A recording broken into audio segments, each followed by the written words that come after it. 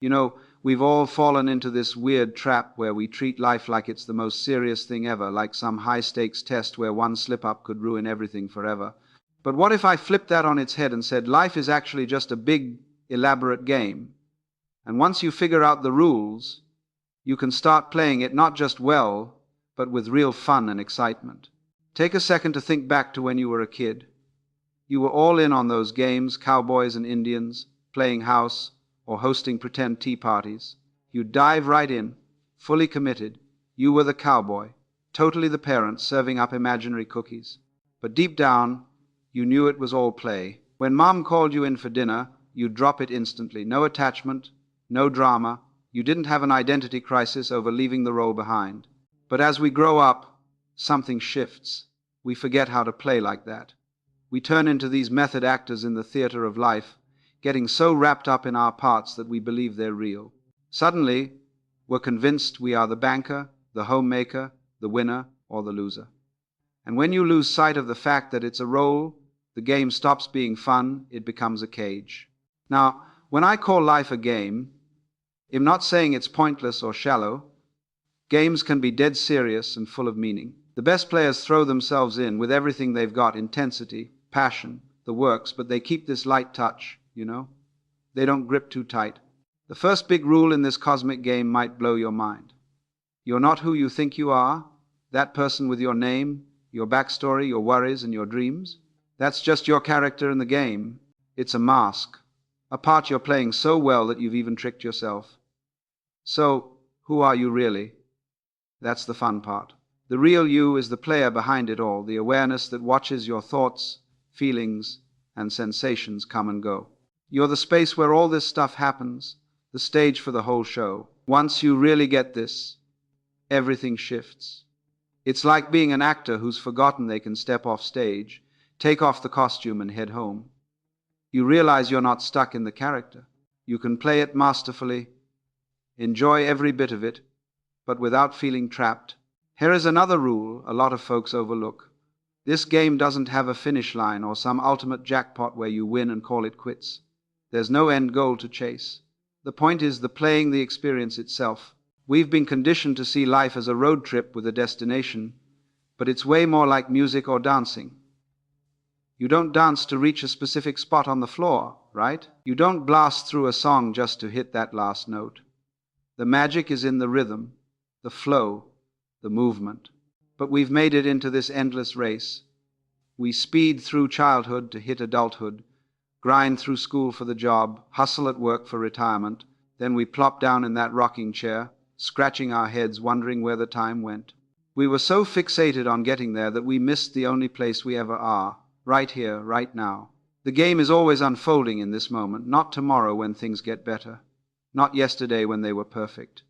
This is it, the only time it's happening. Most of us are like concert goers who spend the whole show buried in the program, obsessing over what's next instead of soaking in the music playing right in front of us. We're missing the point. Another cool twist in this game? It's totally stacked in your favor. Yeah, you heard that right.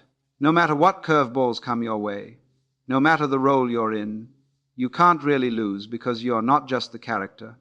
You're the whole game. Picture a dream where you're running from a monster, heart pounding, totally terrified. But when you wake up, it hits you. You were the runner and the monster. You were the entire dream. Life's the same. You're not one isolated player in a big scary world. You're the world experiencing itself through what you call you. This might sound like some out there mystical stuff, but think about it. Every annoying person, every tough situation, they're all showing up in your awareness. The universe as you know it is unfolding inside your consciousness. You're not a tiny, separate thing fighting against everything.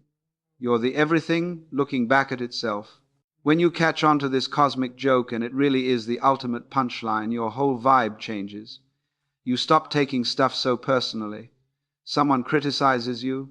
Instead of jumping to defend, you think, the universe is playing critic today. What's the lesson here?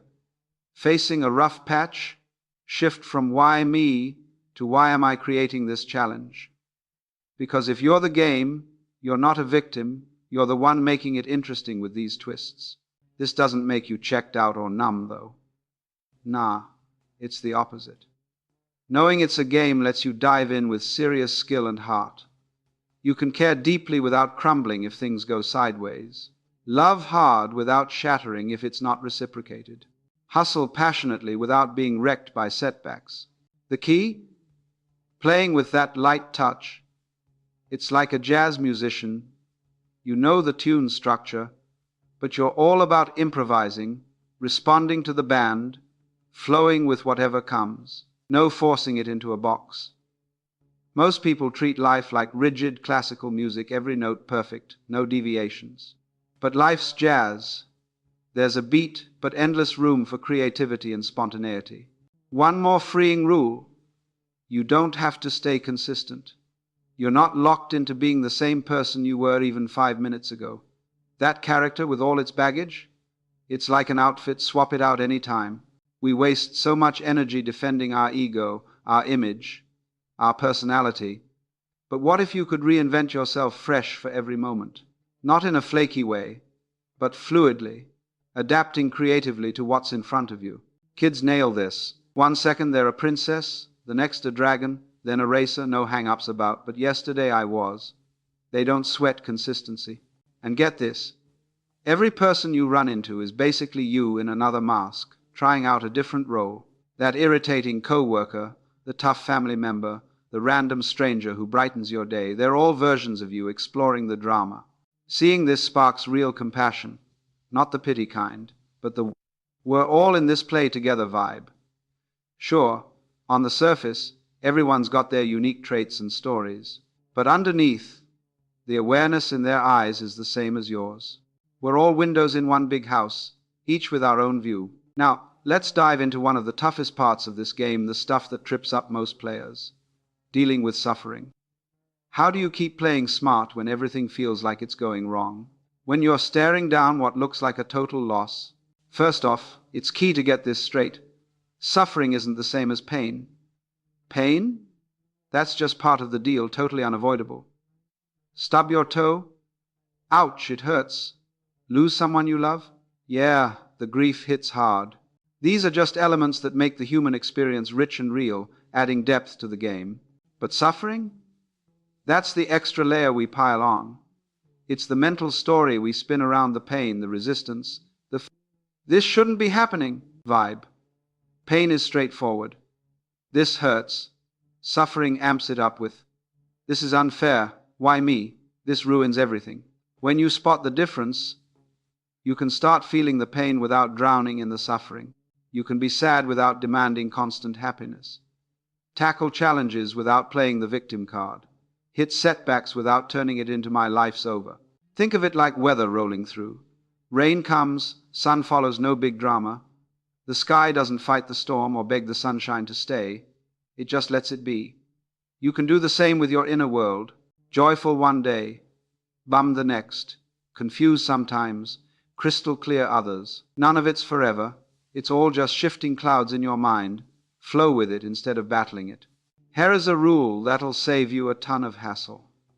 You don't need an opinion on every single thing. No constant judging, good, bad, right, wrong. Sometimes just go with, interesting, and move on. We're wired to evaluate non-stop, liking or hating every moment. But man, that's draining. It's like being a movie critic who can't relax and enjoy the flick because they're dissecting every frame. Drop the analysis sometimes. Just experience it. Be there, without staking a claim. The pros at this game hold their views loosely. Sure, have preferences, but don't clutch them like lifelines. Dig your favorite meal? Cool, but no meltdown if it's off the menu. Stay flexible, and you'll roll with way more ease. And talk about curveballs, the second you think you've nailed the game, life hurls one at you. Get comfy in your role? Boom, time for a new one. Instead of digging in your heels, lean into the surprises. They keep things spicy. Imagine a chess match where your opponent pulls the same moves every time, or a movie with zero twists, snooze fest, right? The unexpected stuff? That's the adventure, turning routine into thrill. When you quit trying to micromanage every detail and start craving those plot twists, life goes from frustrating to fascinating. You open up to the flow. Now, here's a game changer. No such thing as real mistakes, just experiences. What you label failure is an experiment that didn't pan out like you hoped. Success is one that blew past expectations. But they're all just data in this big human lab. Kids get this when they're learning to walk, they tumble, get up, no, I'm a failure nonsense. But us adults, we expect perfection first try, turn every slip into proof we're broken. What if you treated life like that toddler does, mistakes as info, failures as feedback? Ditch the self-criticism baggage, and you'd feel so much lighter, freer to try stuff. Something else that'll flip your perspective. The top players often look like they're barely trying. They glide through with this effortless grace, not from apathy, but from syncing with life's natural rhythm instead of fighting it. It's the difference between battling upstream and chilling downstream. Both take know-how, but one's a grind, the other's a boost. Get the hang of life's patterns, and you do more with less sweat. Not about slacking, it's smart timing. Push when it makes sense, yield when it doesn't. The ancient Chinese called it wu-wei non-action, but really it's spot-on action that fits the moment perfectly. Like water weaving around rocks in a river. No head-on clash. It flows, and over time, smooths the edges. That's the strength in softness, the light touch that outsmarts brute force every time. Another big piece of mastering this, juggling multiple roles without mixing them up. You're a boss at work, a softie with your kids, a learner here, a guide there. The ace players switch seamlessly, never losing their core. They don't lock into one identity. Too many folks try to be the same everywhere, thinking that's real. But true realness? It's adapting to the scene, the people, the vibe. Like a killer actor nailing any part because they see the thread connecting them all. Now, one of the deepest insights, the rules aren't set in stone, they shift with how you play. This game's like improv theater. Your moves shape the script as it goes. Approach with paranoia. You'll spot threats everywhere. Come in curious. Doors open. Adventures pop up. Play victim. Villains show. Go hero. You tap into your own grit and smarts. This ain't fluffy positivity, it's how your mindset co-creates your reality. Your focus, choices, awareness, they're ingredients stirring the pot of your life. And here is the beauty. Everybody wins, no losers required. Old school winning means someone else tanks, but here, your shine lifts the whole crew. Real joy sparks joy in others. True peace calms the room. Being you encourages them to be them. That's why the masters seem on another level. They're not battling or scoring points. They're in it for the fun, and it rubs off, upping everyone's game. One last big rule, maybe the biggest. The game doesn't end. Death? Just a wardrobe change, a set swap. The real you, that watcher, that awareness keeps going. Get this, and fear loosens its grip. No desperate clinging to now, no terror of what's next.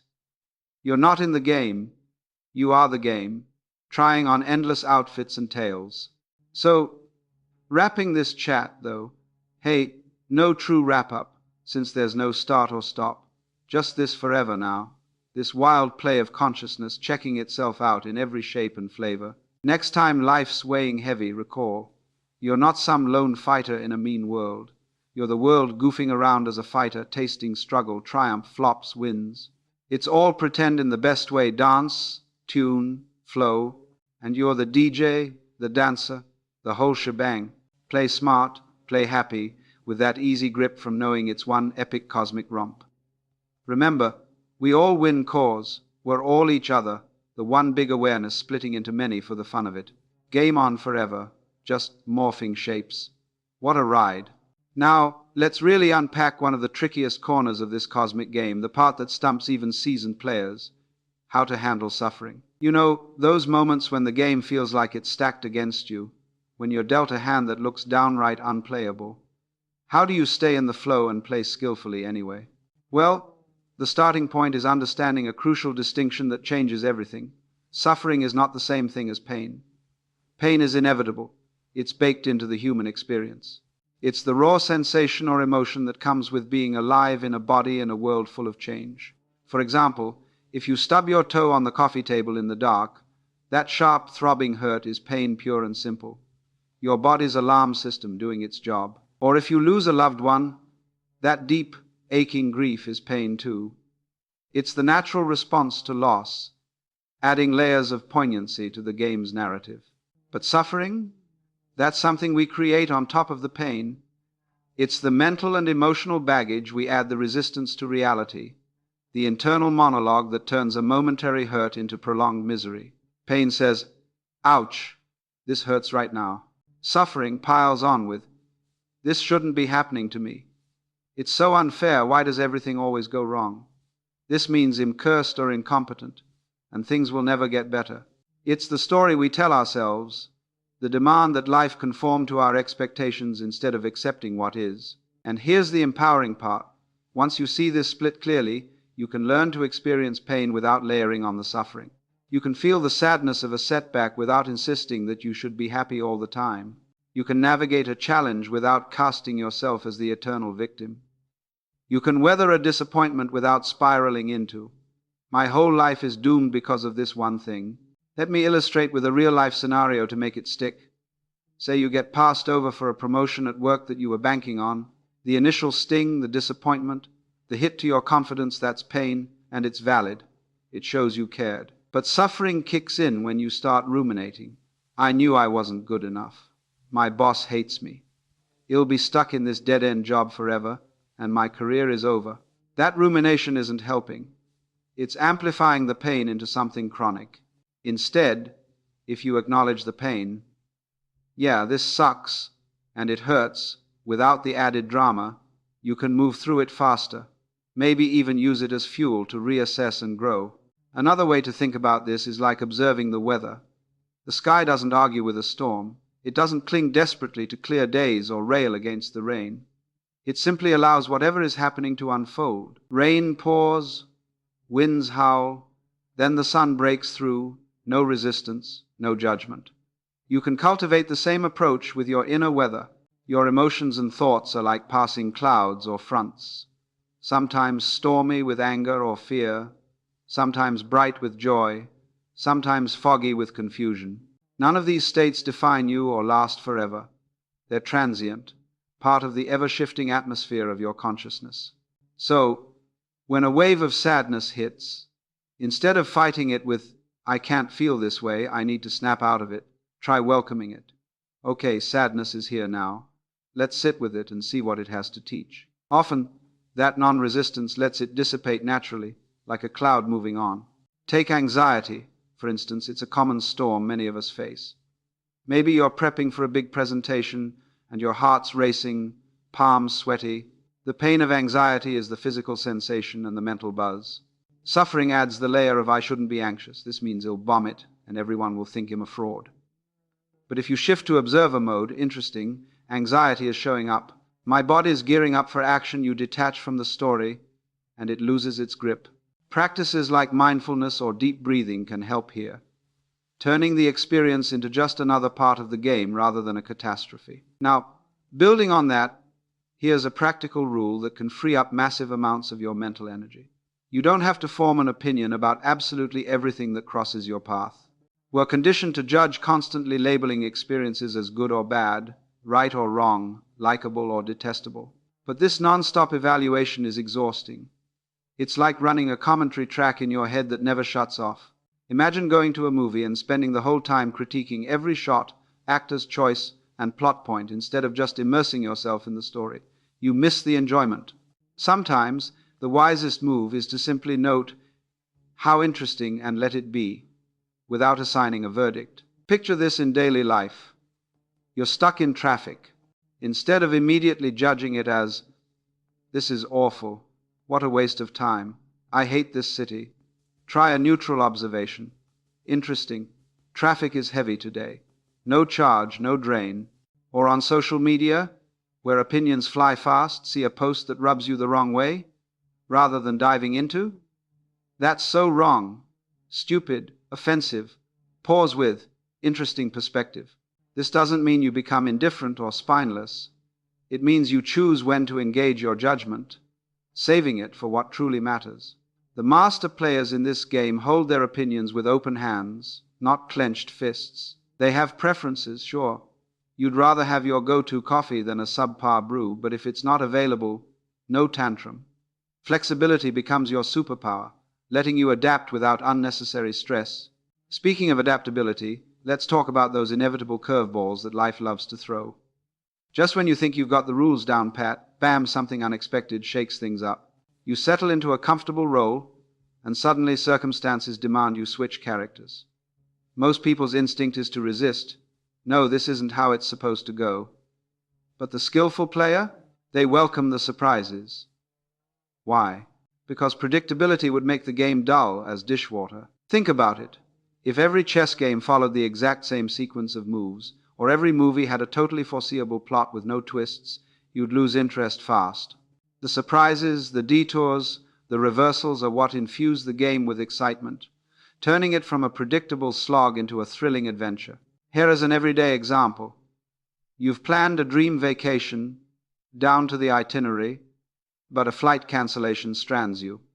Resistance might lead to frustration and a ruined mood. But embracing the surprise, all right, universe, what's the alternative plan? Maybe you end up exploring a nearby town you never considered, making memories that top your original idea. When you stop obsessing over control and develop a genuine appetite for the unexpected, life transforms. What once frustrated you now fascinates you. You see opportunities in the chaos, flowing with the game's dynamic energy instead of battling it. And while we're on the topic of flow, consider this liberating insight. There are no true mistakes in this game, only experiences to learn from. What we call failures are simply experiments that didn't yield the expected results, and successes are those that did or better. But every outcome is valuable data in the grand laboratory of living. Watch a child learning to walk. They wobble, fall flat on their bum, then pop right back up, no self-flagellation, no declaring themselves a failure. It's just part of the process. Yet as adults, we often demand instant mastery, interpreting every misstep as evidence of our inadequacy. Apply this to something like starting a new hobby, say painting. Your first attempts might look nothing like what you envisioned, colors muddied, proportions off. Instead of "I'm hopeless at this, why bother?" reframe it as, "Okay, that technique didn't work. Let's tweak it next time." Each mistake is feedback, honing your skills. If you approached all of life with that child's resilience, seeing stumbles as information, not indictments, how much freer would you feel? No more lugging around that heavy backpack of self-judgment, just lightness and openness to growth. Shifting gears a bit, another eye-opener is that the most adept players often seem like they're exerting the least effort. They move through life with an almost magical ease, not because they're disengaged or lazy, but because they've mastered aligning with the natural currents rather than swimming against them. It's the contrast between thrashing upstream in a river, exhausting yourself against the flow, versus floating downstream, using the momentum to your advantage. Both paths require awareness and skill, but one drains you while the other rejuvenates. Observe a skilled martial artist or dancer. They don't force movements. They sense the energy and respond in harmony. In life, this means tuning into patterns, the rhythms of relationships, work cycles, even your own energy levels. Push when the tide's with you, rest when it's not. This is the essence of what the ancient Chinese philosophers termed Wu Wei, often mistranslated as non-action, but really meaning effortless action that's perfectly timed and attuned to the situation. Like a stream of water encountering a boulder, it doesn't bash headlong into the obstacle. It gracefully flows around it, and over eons, that gentle persistence erodes the rock away. In practice, apply this to a conflict with a friend. Instead of forcing your point with arguments and ultimatums, listen deeply, find the underlying flow of their emotions, and respond in a way that guides toward resolution without confrontation. The light touch wins out over brute force, conserving your energy and often yielding better, more sustainable results. Master this, and the game feels less like a battle and more like a harmonious dance. Another crucial aspect of mastering this game is learning to play multiple roles at once without getting your wires crossed or losing your sense of self. Think about it. We all wear different hats throughout the day. You're the professional at work, negotiating deals or leading meetings with a sharp, focused edge. Then you switch to parent mode at home, all nurturing and patient with the kids. Or you're the friend dishing out advice 1 minute, and the student soaking up wisdom from a mentor the next. The key is fluidity, moving between these roles seamlessly without letting any one of them define you completely or throw you off balance. The pros at this game don't get stuck in a single identity like it's a straitjacket. They understand that each role comes with its own script, its own vibe, its own set of tools. Being tough and decisive in a business setting doesn't mean you can't be soft and empathetic in personal relationships. It's not about being fake or inconsistent. It's about being adaptable, responding to what's needed in the moment. Most people trip up here because they think authenticity means acting the same way everywhere, no matter the context, like trying to wear the same outfit to a black tie gala and a beach barbecue. But real authenticity is about being true to the situation, honoring the unique dynamics of each interaction. It's like a versatile actor who can crush a dramatic monologue one scene and nail a comedic bit the next, all because they tap into the deeper essence that ties every character together. Let me give you a quick example to make this land. Say you're in a heated debate with a colleague at work, staying firm, backing your points with logic, but later that evening, when your partner wants to vent about their day, you shift gears, listening without jumping to solutions, offering support instead of strategy. If you tried to be the debater in both spots, you'd probably create friction where none was needed. The skillful player recognizes these shifts as part of the fun, keeping their core awareness steady while the surface roles change. This flexibility not only makes you more effective, but also way less stressed. You're not forcing a square peg into every round hole. Now, let's hit on one of the most profound discoveries you can make in this cosmic setup. The rules aren't carved in stone. They're not some unchangeable code handed down from on high. Instead, they evolve based on how you choose to engage, making the whole thing feel like a collaborative improv session where everyone contributes to the unfolding story. In most games, like chess or soccer, the rules are rigid, cross a line, and you're penalized, no exceptions. But life's game is dynamic. Your mindset, your actions, your energy actually reshape the playing field as you go. For instance, if you show up to life with a chip on your shoulder, full of fear and distrust, guess what? You'll start noticing more reasons to be afraid and distrustful situations that seem to prove you right, people who push those buttons. It's like the game mirrors your input. On the flip side, if you approach with genuine curiosity and openness, opportunities and connections start popping up. Adventures unfold that you never saw coming. Play the victim card consistently, you'll attract scenarios where you feel victimized, with others stepping into the oppressor role almost on cue. But if you embody the hero tapping into courage, resourcefulness, and heart, the game responds by highlighting paths to growth and triumph. This isn't some woo-woo law of attraction fluff. It's a recognition that your consciousness isn't just a passive observer. It's an active participant in crafting your reality. Your attention is like a spotlight. Whatever you focus on gets amplified. Your choices send ripples that influence outcomes. Your attitudes set the tone for interactions. Science even backs this up in subtle ways. Think psychology's confirmation bias, where we seek evidence for what we already believe, or quantum ideas about observation affecting results. But on a practical level, it's empowering. You have agency in how the game plays out. Shift your inner game and the outer one transforms. Here is a real-world spin. Ever notice how changing your attitude at work can alter team dynamics? If you're always complaining, morale dips and conflicts brew. But if you bring positivity and collaboration, suddenly ideas flow better and people step up. The rules of that environment, how cooperative or cutthroat it feels, shift with your input. Same goes for relationships. Approach with defensiveness, and walls go up. Lead with vulnerability and trust, and bonds deepen. You're co-creating the rules, moment by moment.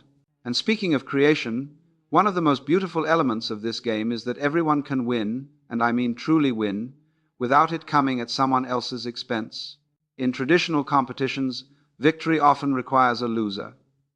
You score the goal, they miss the shot, you get the promotion, they get passed over. It's zero sum. But here, in the grand cosmic play, it's infinite sum. Your success elevates the whole field. When you play skillfully, finding your joy, your peace, your authenticity, it doesn't diminish anyone.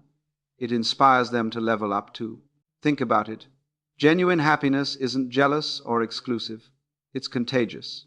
When you're radiating good vibes from nailing your own game, others catch it, they see what's possible, and start pursuing their own fulfillment. True inner peace doesn't breed conflict.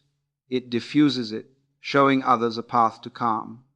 Being unapologetically yourself doesn't overshadow people. It gives them permission to shine in their unique way. This is why those master players, the ones who've really got it figured out, often seem like they're operating on a different wavelength. They're not out there competing, proving points, or tallying wins. No scorekeeping, no rivalries.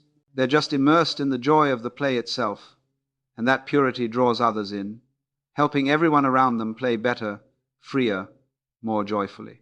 I've seen this in action with mentors or leaders who aren't about ego, they share knowledge generously, and suddenly the whole group thrives.